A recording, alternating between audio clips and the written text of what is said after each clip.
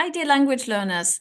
Is there a way to actually memorize quicker what you are studying? Yes, there is. And we will actually today challenge one of the most common misconceptions about what studying really means, which is we all have these shared, subconsciously shared, collective belief system that studying means sitting there quietly, just reading endless tons of theory. We also have that shared belief that this is all very complex and very complicated. It will take a long time, and therefore we need to study really hard. It becomes an obligation.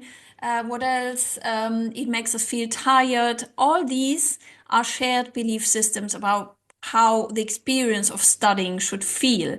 And this needn't be the case. I went from 10 years to activate English as my first new language that I learned, to 3 years to activate French, to 2 years to activate Spanish. And I can tell you, I was actually going through a process of challenging my own belief systems that I used to tell me for years, and they cost me years as well, what studying should look like, how it should feel. And let's just stop with that. I actually wish somebody had told me this earlier because this can save you so much time. Studying a language should be a joyful process, something that you have little moments of aha moments or moments of joy when you feel motivated that you can actually access a new culture and a new way of thinking. And also, you need to have that kind of positive experience to start activating and speaking. So if you are also on a journey of speaking your next language, this is definitely for you. And what this channel is about is actually to help you know the fundamental laws of social psychology that help you go yourself on well, I call it this journey of self-awareness, of challenging your own subconscious assumptions that, we all have, we take them for granted, that are actually not true. They might actually be sabotaging your learning progress without realizing. So let's dive in. Number one is actually when you're studying to tell yourself subconsciously without noticing, oh, this will be so long and so complicated, and it will take years for me to learn this because, after all, this is really complicated. If you tell yourself that, what you need to do, make it, first of all, self-aware. And once you become aware of these negative thoughts, you need to install a habit of telling your brain, literally, I do that. I tell my brain what to do.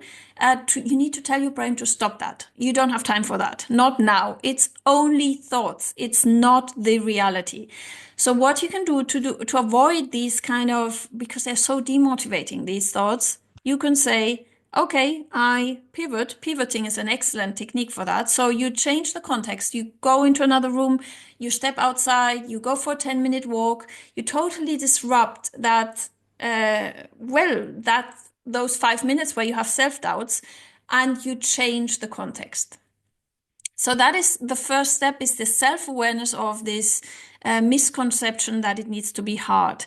Also, replace these beliefs by affirmations that actually make your studying again simple. Before you start your 5 minutes a day, and please also watch my video on how to install a fun learning routine, you tell yourself basically, oh, this will be so simple because it's only one sentence and it's only a language. After all, there's so many people speaking in it every day. It's only a language. It's not rocket science. So always program yourself by telling yourself it's simple and it will be another small step to success. That was number one. So self-awareness and challenging these unconscious beliefs. Number two is actually intention and meaning. So before studying, you need to ask yourself this crucial question. It is, what do I want to say? So with your vocabulary, sentences, and grammar that you want to study for your next step, you always need to have in mind the imagined next situation you want to actually do and act out in your real life. So, for example, if you are studying vocabulary about public transport, you might want to say, okay, in my real life, what do I want to say with this? So practice in your imagination, or even when you actually next time take a bus or a train or a plane, to say that with sentences you study for that real situation in the next language. And this will take you out of that theoretical absorption of knowledge. So the misconception is that studying means accumulating information, and that's not the case. It's not about how much words you are reading. It's about how you link it to an intention, to meaning, because your brain will just memorize so much faster by linking meaning to it. And then number 3 is actually movement. Movement can help you so much as well to have a retention boost, to memorize faster.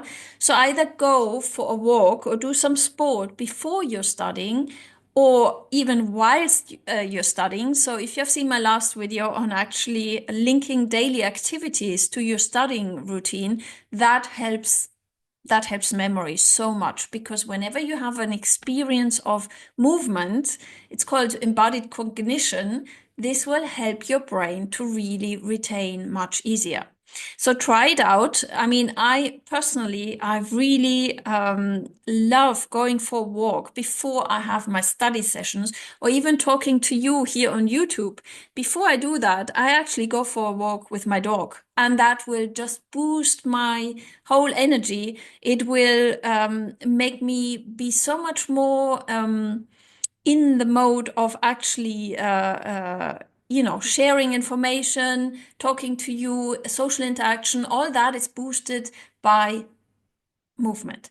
So try it out and let me know if you have a similar experience, and also let me know in the comments how these tips resonate with you. So thanks for joining. See you in the next video, and as always, subscribe to this channel. We are on a mission here to build a community that helps you with your language fluency. Thank you so much. See you next time.